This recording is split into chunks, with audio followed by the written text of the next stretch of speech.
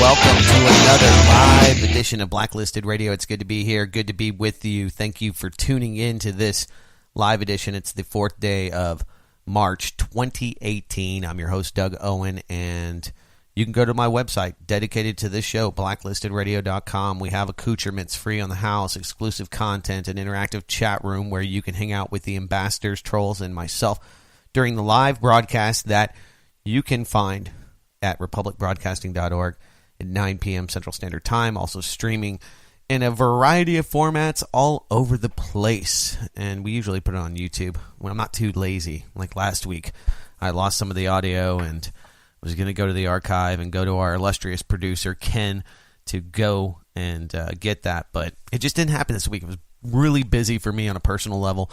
By the way, if you'd like to talk to Ken or myself, you can go to your phone and dial 800-313-9443. You can also text the show. We love the text line. It's fun because comment with anonymity. It makes it easy for people that don't want to actually talk on air. A little bit shy. That's okay. 512-222-3067. Where to start this week? Let's start with some fake news. Or maybe not so fake news, but selectively hyping news and creating more clickbait headlines. Vice Media's Motherboard had a headline I thought was pretty interesting. It said the final speech by Vladimir Putin, I guess his re-election bid, State of the Union of Russia address. He focused primarily on economics. If you actually tuned into this, but the Western mainstream media focused primarily on his discussion about new stealth fighters or a new glide missile. A lot of new technology that the U.S. has probably already developed as a way to, bolster more money for the Russian military and industrial complex. Kind of a nationalist, and I don't use that in a derogatory way. Speech.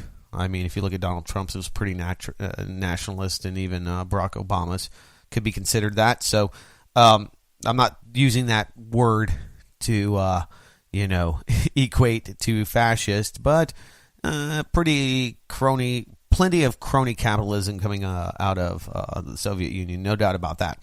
Well, anyway, the headline said, in this missile display, that they showed this nuclear tactical missile hitting the United States. It hit Mar-a-Lago, Florida, home to, of course, Donald Trump and the Trump family. And so this is the big story. Oh, they're gonna they put this video out there to threaten Donald Trump. Well, if you read about 3 or 4 paragraphs into the article, they do admit that the Russians have been using the same stock footage for over a decade. So, not fake news, but more misleading, misdirecting news that hypes up the current theme, and that is really, the fulfillment of this meme that I find funny, and it says, you can find it on the internet, and it's, anybody that Hillary Clinton doesn't like is a Russian troll. And, that has been the narrative. It's very striking that the NRA is being investigated for ties to the Russians. The Russians were trolling all the Twitter bots, all the Russian trolls, all of the money being funded into the Republican Party. People that Hillary don't like are making headlines for being somehow tied or financed by the Russians, the Ruskies.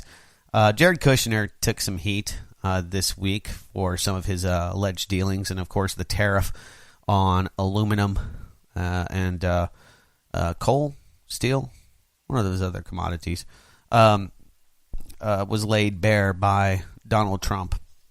Kind of cronyism, more subsidized big business, and a way to maybe negotiate with, if you think about it geopolitically, maybe a way to, set a tone when negotiating with China and Russia, especially when it comes to steel. So, and aluminum for that matter. So, a lot is to be, I guess, gleaned from this. kind of a reactionary crony action by Donald Trump, one of his close allies. Dumped a lot of U.S. aluminum stock. I mean, insider trading probably happens, and it's always happening. And actually, congressmen and women in the union are exempt from insider trading rules. So are the Senate and people in the White House. So I think that's, blatantly criminal. But, if we're looking at laws and how to skirt and how to push them to the point of, immorality. We should get into a legal debate here as to what's right, what's just, what's legal, what's not legal. Well, we could talk about the incorporations of all of the cities and counties across the nation. We can go down a lot of rabbit holes, but a lot of fiat law, a lot of a lot of the things that Donald Trump was critical of Barack Obama doing, and that is fiat executive laws. Donald Trump seems to be wielding the pen as well. Not surprising. It's just, it's not really different than any other day on the Hill. People are always lining their pockets, and if you look at the amount of people on the Russian front with Russian ties that put money into the Republicans and Democrats' pockets alike, the one takeaway for me, and hopefully for you, is that democracy is absolutely for sale, and it's not a nationalist agenda that Donald Trump is taking, nor neoliberal as Hillary Clinton. She made lots of money. The uranium deal, the Haiti scandal. We could talk about all of the money-making endeavors that other people make. So I just want people to think, oh, well, Doug's picking on Donald Trump, because I know a lot of you really do see him as the antithesis of the New World Order. He's the X factor. He's the one guy that's unknown. He's not ideological in most things. Gun control became a huge point to talk about throughout the week. Of course, in the wake of the Parkland shooting, high school shooting by the very disturbed madman Nicholas Cruz, everybody's calling for more gun control, even people on the right. Donald Trump said that we should take guns away from people prior to them being convicted. Take the guns of people that are accused. Now, that's a slippery slope, and I think they backtracked on it somewhat, but this is something that is going to be a sticking point. I guess this is the next flashpoint in the debate on guns, and that is whether or not, somebody's accused of domestic battery, an obvious abuser, though not convicted, but maybe has a restraining order against them, has a history of violence, that it's not only the privilege and right of the state, but it's their duty to take that firearm from that individual. Now, sounds good. Too many times people, especially in domestic issues that are unstable, that have threatened to kill, end up with a firearm, and the police, act as if their hands are tied behind their back. So that's going to be the new flashpoint, this pre-crime debate. If he could create a crime, if we do have enough evidence, can we take your constitutional rights away from you? Can we take your citizenship away from you? Another interesting debate, something that a lot on the right like, and maybe some of you, and that's the idea of taking away citizenship from MS-13 gang members. We heard a lot about MS-13. Donald Trump focused a lot on that specific group during his address to the nation, the annual address. And it's interesting. First it was the terrorists. We can take their citizenship away from them, and we can actually bomb them in other countries, maybe even in the United States. Depends on what some secret court decides when it comes to that. But this. So it's interesting to see where the debate has gone. Of course, the discussion about banning bump stocks, which, I just think that, the only way that it's effective is that it makes it harder for somebody to produce a firearm. It's not hard for somebody to make a firearm in their own home. You don't need a CNC machine. You don't need a 3D printer to create a firearm, or something much bigger, a cannon, or God forbid, a grenade launcher. You don't probably need those right now, but you could make them. So it does make things more inconvenient.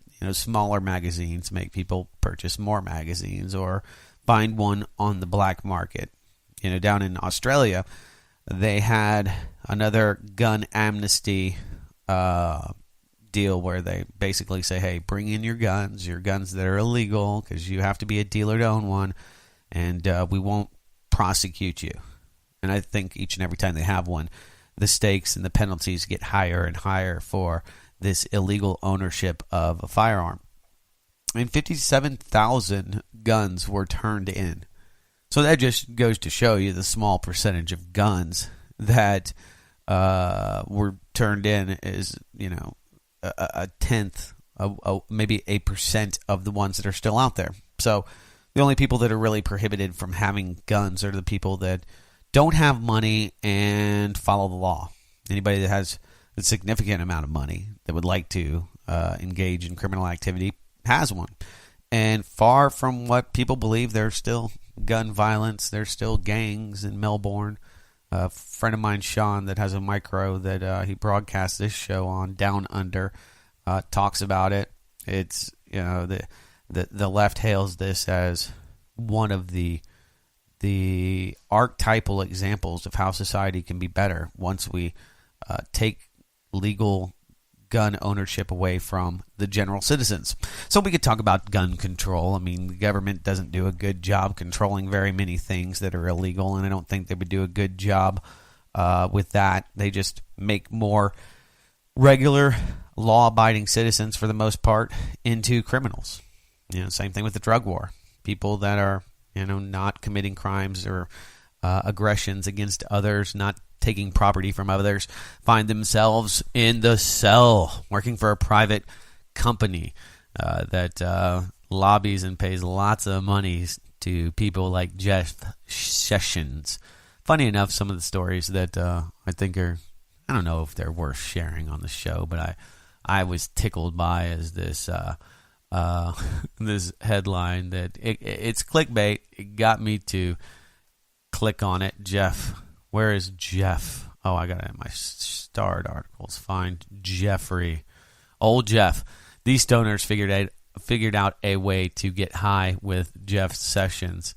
So of course, I'm like, oh, all right, let's see what these pot engineers did, and basically they made the human Keebler elf, better known as Jeff Sessions, as a picture on these rolling papers, and you can smoke Jeff Sessions. You can smoke with the AG. His mug is plastered all over the pack, and for $5 you can get high with the old Rebel Sessions paper. I thought it was funny, and it brings us back to this grand old debate about putting people in prison for smoking a plant. They're going after kratom now. Things that generally the acceptance, the popular acceptance of these as moral and should be legal substances are an example of how the tide is turning. That's where the left is in a better position, though. People, I think, grow up and reject the left. I think a lot of times they get past, well, maybe not the left, but the fake Democrats posing as liberals, progressives, and those out there that are leading the nation to a more sustainable, cleaner, friendlier, happier world, which all sounds nice and well and good, but the morality police always end up becoming part of the apparatus. These guys all become part of the apparatchik, and as much as you hear that people love. I saw a Boing Boing article here.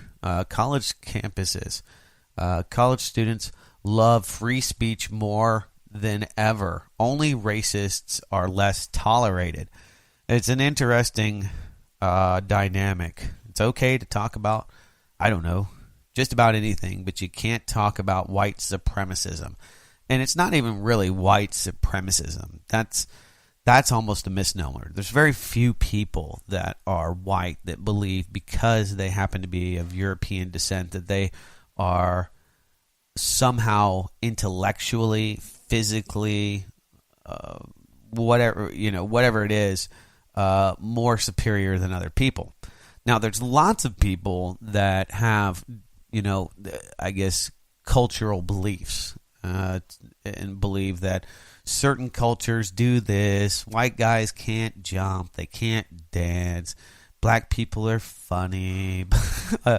Things that are these general ideas.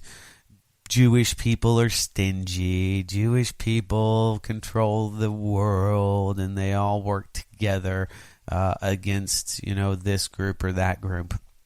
And what you find is that 99.9% of the time, people work in their own self-interests, and they will network their way into power. That's one of the things I think a lot of the left, even those anti-fascists, get right, and that is that you have systemic control and power in the hands of a few.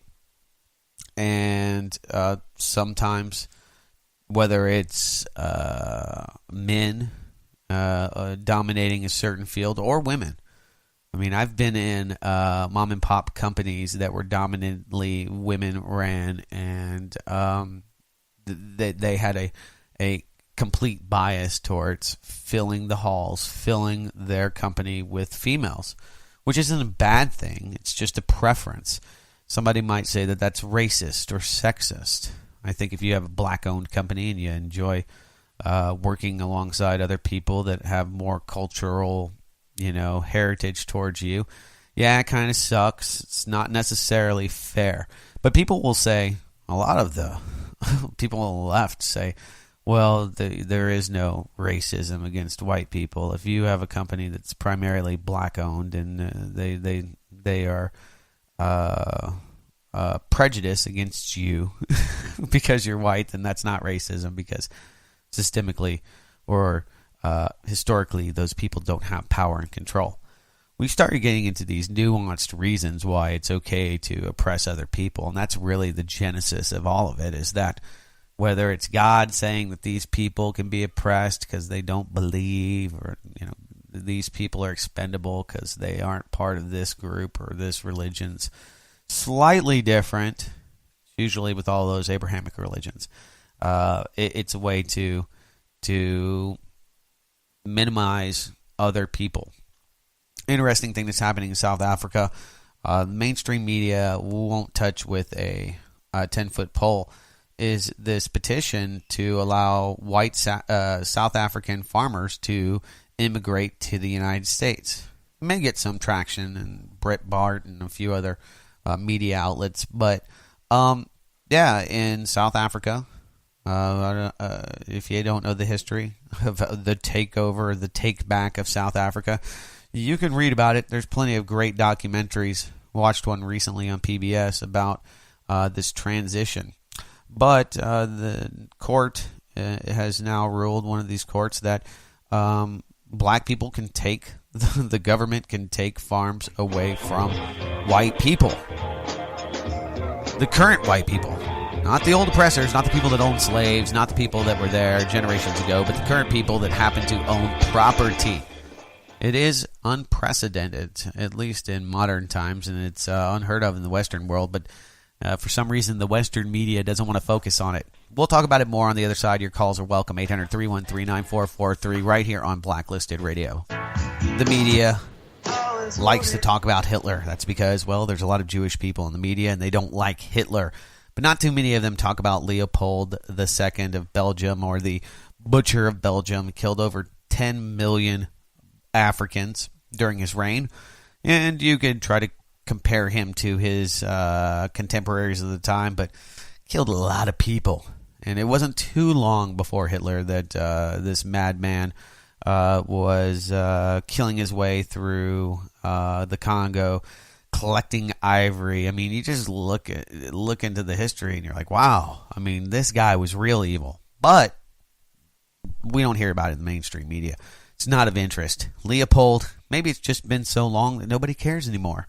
Anyway, if you've looked into this latest happening in South Africa, the government deciding that it's going to take people's farms away from them because of the color of their skin, blaming them for the wrongs of some of their ancestors. Many of these people were not related to or directly ancestors of slave owners or people that own plantations. So a lot on the left love this. This is the table turning. The once oppressed are now the oppressor. And this is exactly what they want. It's not that they care. It's not that they are speaking from a higher moral compass or any of that hogwash. It's that they now want to be the oppressor. Case in point, across this nation, you see colleges accepting groups that exclude white people and primarily cisgendered white men from their groups. And they say, well, you know, it's okay if we get together because we have historically been oppressed. Well, you're doing the exact thing that the oppressor before you did. So it's not that I am trying to excuse the past. It wasn't part of it. I don't feel an obligation to defend those that I never met. I mean, you know, we could talk about Thomas Jefferson, if he was a good guy or a bad guy. I think that when you try to define people as good or bad, or whether they're doing righteous or downright evil things, you really have to consider the totality of who people are. But this is a popular idea in colleges across the nation. It's okay to exclude certain groups. So racism is alive and well, and it's breeding. It's archetypal racism. And I mean, a lot of those people would say, well, you're only complaining about it, Doug, because you're a white guy. Well, I think that these people should be granted amnesty. They should be given refugee status. If you just Google South African farmer, put it into Google, hit Google Images and turn that safe filter off, and you're going to see people, tons and tons of white people with their faces bashed in, and much worse, much more graphic. It's really disturbing. And there's those on the left that think this is good. This is good. It's our turn to be the oppressor. So, you know, when it comes to politics, when it comes to most things, you know, everybody says the other guy's bad. But when they get into power, once they wield it, they do the exact same thing. So, regardless of demographics and race in the near future, and here in America and around the world, and whether multiculturalism creates this vast utopia that so many hope for, or it creates a visceral hellhole, we shall see. We shall see.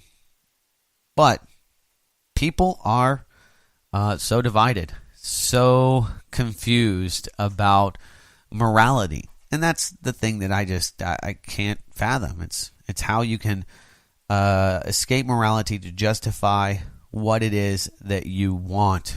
People are, you know, the Donald Trump camp, justifying his immorality to further the agenda that they hope he will further. Cheats on his wife, adulterer, sexual harasser. Probably a few of those things. Not that there's too many straight U.S. presidents throughout history that weren't adulterers. So, looking for moral high ground in the White House, you're barking up the wrong tree. It's never been that way, and it doesn't seem to be going in that direction for the foreseeable future. More in moments. Your calls are welcome. It's Blacklisted Radio. 800-313-9443. What do you think? What's on your mind? How was your week? Always like to hear from you. You can also text the show with comments and complaints, concerns, questions. 512-222-3067. So yeah, selective outrage, selective politicking, and selective focus on injustice is what the mainstream media does.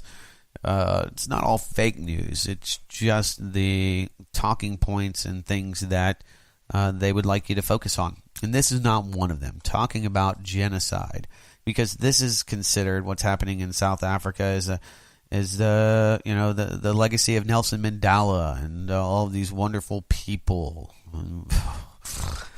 Anyway, I don't want to go into the weeds here when it comes to what's happening in South Africa and just in general. I think most of the enlightened listeners, the insiders that listen to this show, understand how the media race baits us into ratings and into creating anger, a reaction to their news. It makes people mad.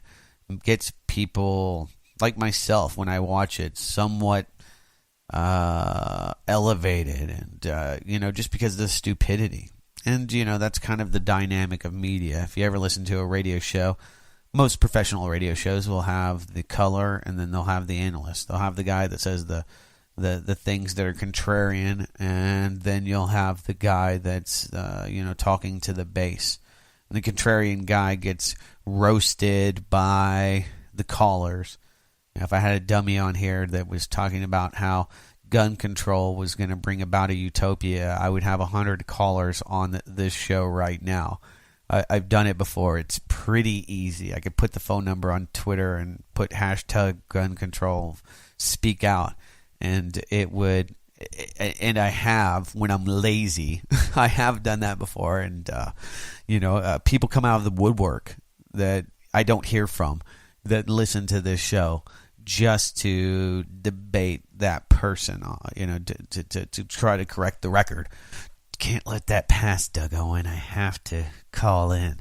So the media knows that. I know that. It's pretty simple. So regardless of how much perceived racism we see in the media and how much of a focus they put on the topic, the truth is, when you walk outside, or people just running up and trying to beat you up because you're white and or black and or Hispanic and or Catholic and or Jewish, not really. There's a lot of fake hate, there's just countless numbers of stories of people that paint swastikas on their own doors and claim white supremacist, and they just happen to be of Jewish descent. And there's people that defend it. Oh, well, they're just trying to bring some attention to this problem, and the anti-Semitism. And most people are probably just trying to bring attention to themselves because they want to be a victim. I don't even know if it's so much political agenda or over wanting to have people care about you because you're a victim. Heard about this guy that there's probably 100 of these stories. But recently they were talking about this guy that set up a cancer donate fund and told everybody he had leukemia, and generated a lot of money from friends, family, and those online. I think he had one of those Indiegogos and to fight cancer, and come to find out, just scamming money, just grabbing bleeding hearts and loose wallets and taking some change from people. Pretty despicable, but worse things happen in Hollywood. Worse things happen on the Hill, and worse things happen probably in your own neighborhood, unfortunately. But plenty of people out there to take advantage of you. Doesn't mean that, I try not to be calloused. I try not to be, or in Haiti, yeah, no kidding, Ken. But I try to be pretty balanced in the approach, and when I talk to people, I don't sense this rage that is supposed to be out there, that is dividing us all. I hear this all the time. We're a country divided. Yeah, I'll tell you how we're divided. Okay, there's 1% of 1% that are making all the money, that have financialized the entire economy. Student debt now exceeds $1.5 trillion, exceeds all other household debt. It is a monster. It is a monster. Deficit spending, where it goes, how much can we spend before it blows up? Those things should really be in the focus. Can you keep interest rates down? Should I leave all my money in the stock market? Those would be useful things that a lot of people could probably glean some decent advice from.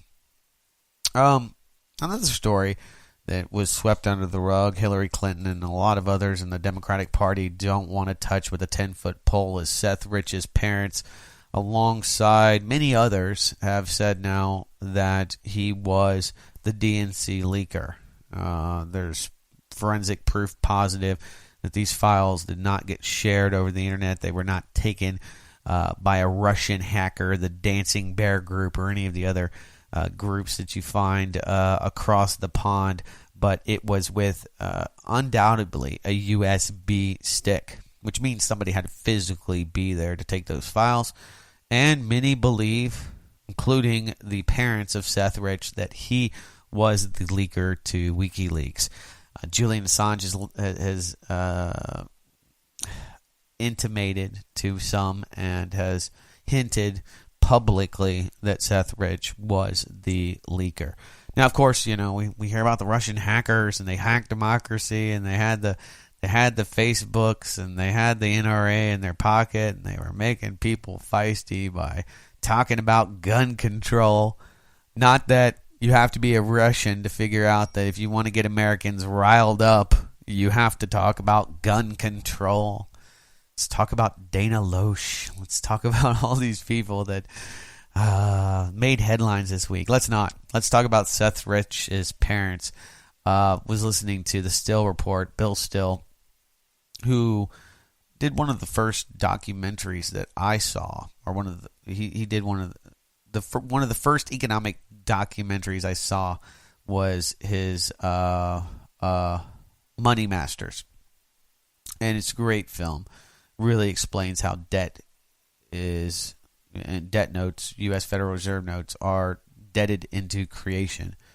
Now, people love money. People love some money, but 99.99999% of them, myself included, don't quite understand what it is or how it's created. Most people don't even realize that the Federal Reserve is a private bank. That in and of itself kind of blows people's minds. And I think most of you, like myself, at some point, that's just kind of common knowledge. the secret owners, the secret stockholders of the Federal Reserve, the mystery, the man behind the curtain. It doesn't become a focus point. Anyway, back to Seth Rich's parents. Seth Rich was murdered in what they described as botched robbery. There was talk. There was a lot of pushback. People went after the advertisers of Sean Hannity for mentioning this and even daring to question the motive of this unsolved murder. So, you're a conspiracy theorist if you say, hey, this guy was working for the DNC. And beyond the fact that he may have been the leaker, beyond the fact that, all eyes are on Hillary Clinton's body count, the Russians, there's 100 other intelligence agencies that or groups that are operating against those agencies that may have wanted to kill him for a variety of reasons beyond him being the leaker. But if you talk about the murder and even question why someone would have a motive other than robbery, somehow you're a conspiracy theorist. Well, his parents are now questioning this, and I think initially they didn't want to be bothered, and I think as time's gone on, they've learned more and more. And anyway, it's just this hanging chad, if you will. It's this loose end, and probably the key to this whole 2016 election. Not to mention the fact that the Democrats robbed it from from Bernie Sanders, Debbie Wasserman Schultz, and the crew stole money from the Democratic donors and put that into the Hillary camp rather than the DNC, and distributed the money very, very shadily. I mean, we could talk about it, but she lost, and I try not to be bitter. Don't be bitter, Doug. We got Donald Trump instead. So one of the things I did want to talk about, it's not maybe fake news. I saw a pretty fake story, and I try to give people the benefit of the doubt. I won't name the alternative media site that we got this from, but it was discussing the future of wetware. Google wetware. It's basically neurological implants, brain chips. And the story on a pretty popular site goes on and says that Hillary Clinton has this secret patent on wetware, and that, her enablers and people that she knows, probably in the Illuminati, are ready to, chip the people. Now, we're not too far from people wanting to be chipped and upgraded, and, we're seeing that dynamic, giving neural enhancements to biological advantages to soldiers. Watch some of these new robots from Boston Dynamics. Scary stuff. The things that may be running through your front door if you fall out of line with the government in the very near future. The tools of the 21st, or excuse me, I guess the 22nd, not too far away, near future, the new century. One of the things that Eric Schmidt, former Google guru CEO, said is that we are about 5 to 10 years away from having to worry about Terminator-style robots killing people. Yes, he said that. I think we're way past the point of Terminator-style robots. It's very easy to automate death, and very easy to do it robotically. I don't see any law, no Geneva Convention, and none that would be, no international agreement that would actually be followed that prohibits the manufacturing of automated death machines. And those may be a reality in the very, very near future. And so it's not that I worry about the machines. Are you worried about the machines coming to kill Americans and kill humans once they've decided that we are not worthy of breathing the air here? We're not worthy of our carbon footprint? No, I don't worry about any of that. I don't think any of that is something that we should even bother worrying about. Now, the people that control the machines, that's it. It's not the gun that I worry about. The gun is just an inert thing. If you stand in front of it and pull the trigger, it's a bad thing. You're going to have a bad day. But that's because you did it, not because of the gun. The gun is unbiased. The gun doesn't care. It doesn't have a grudge. It's not racist. It's not selective. It doesn't have any emotional attachment to its victim or its target. And let me tell you, robo-cops, the Terminator-style robots of the future, are not going to care about your feelings or their own feelings, for that matter. Now, you see some of these AI bots that talk in secret to one another, and most of these stories are not fake news, but overhyped news and oversimplifying and,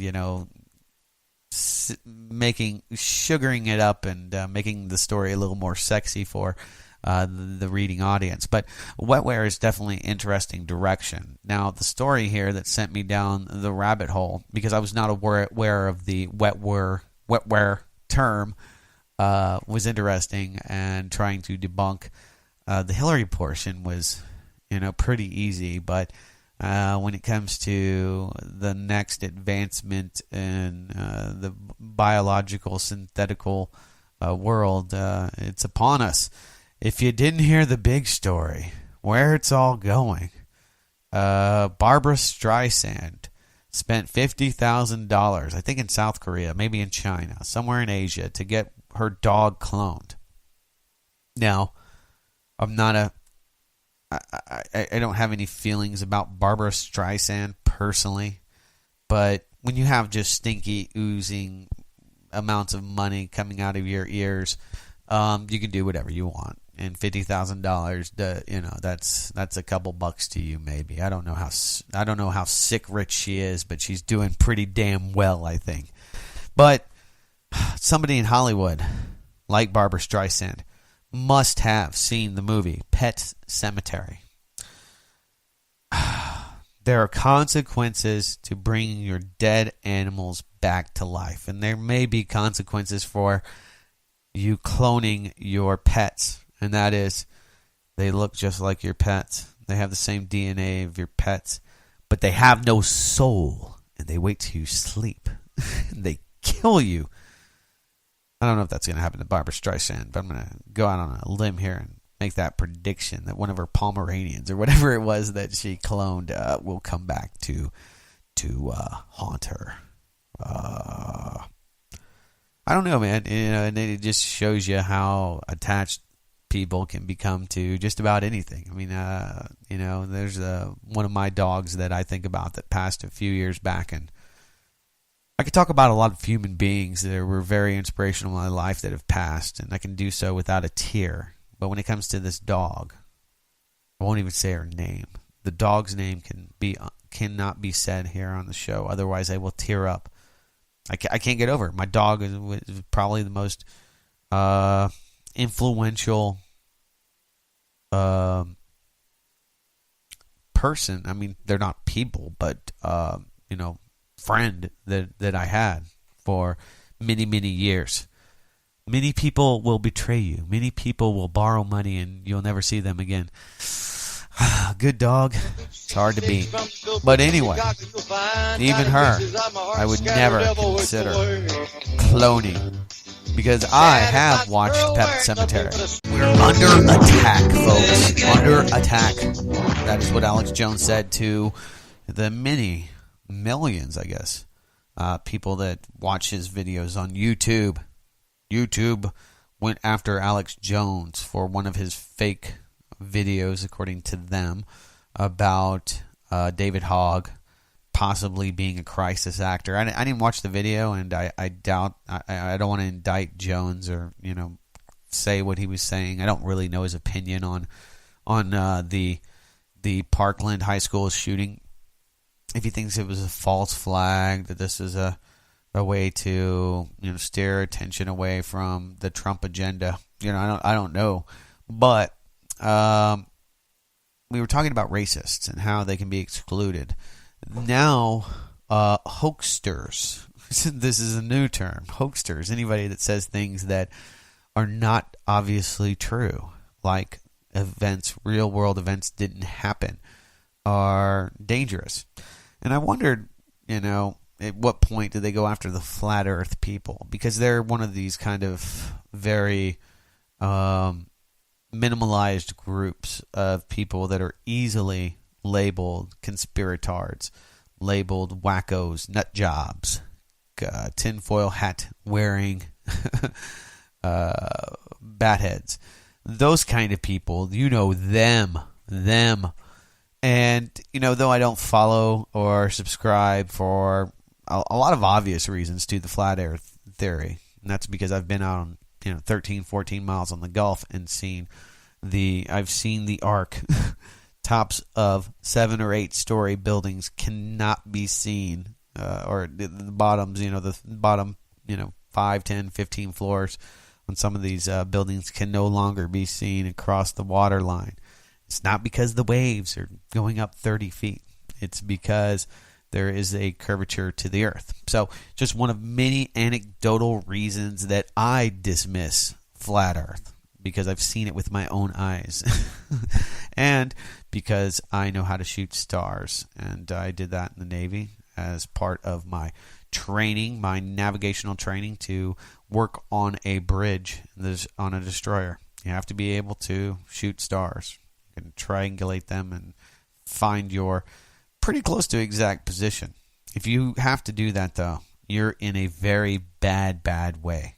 GPS is much better and probably somewhat more reliable. And if you meet me, don't expect me to help you bring your boat ashore in a fog, because it's been maybe at night, clear night, but that's it. So that's why I don't buy flat earth. It's not because I think that you people are crazy, and it's not because I don't think that the powers that be don't have a history of lying. I think that that's the problem that some people have. You know, the government and all those in power have been lying to you about everything. Why wouldn't they lie to you about the round earth? Why wouldn't NASA, if they fake the moon landings, why wouldn't they fake flat earth? Now, those people, regardless of what you may think about them, are one of these groups that will be targeted alongside the white supremacists and those that think what's happening in Africa, South Africa specifically, is a bad thing. Well, we'll keep doing this show as long as it is okay. As long as it's okay to have a dissenting idea of what's happening in the world, and we can poke fun of those that think they're in control of it. All of those Hillary Clintons and Donald Trumps out there that think that they're important. Kylie Jenners, you know, those people will continue, those Diane or Barbara Streisands into the 28 and beyond. So guys, thanks so much for the time. Love you all. Go to blacklistedradio.com, support this show, support the network you're listening through, and whatever medium you can find, go there, do it. I'll be back next week for another live edition of Blacklisted Radio. Until then, take care.